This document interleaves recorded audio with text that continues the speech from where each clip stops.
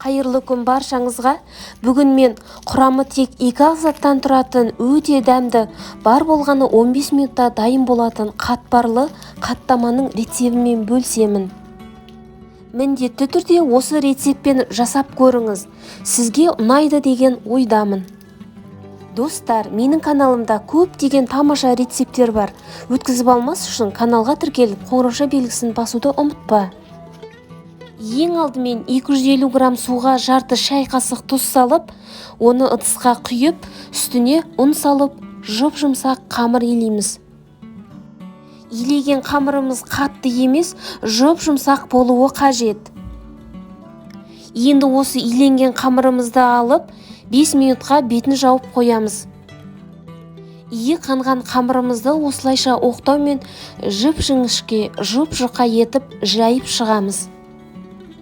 100 грамм сары майды ерітіп, үстіне 2 ас қасық сұйық май қосып, осылайша қамырдың арасына жағып шығамыз.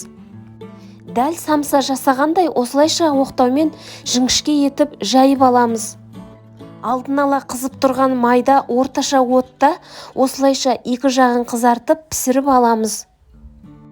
Майды алдын ала қыздырып алып, одан кейін міндетті түрде баяулатамыз. Әйтпесе қамырымыздың іші піспей қалуы мүмкін. Осындай майлы емес, өте дәмі тіл үйіретін қаттамаларымыз дайын. Өте қытырлақ болып шығады. Сіздерге ұнайды деген сенімдемін. Достар, менің каналымда көптеген торттардың, пирогтардың және көптеген түрлі выпечкалардың рецептері бар. Рецептерді өткізіп алмас үшін каналға тіркеліп, қоңырауша белгісін басып қойыңыз. Алдағы уақытта каналыма дәл осындай торттардың рецептері шығады. Өткізіп алмас үшін каналға тіркелуді ұмытпаңыз.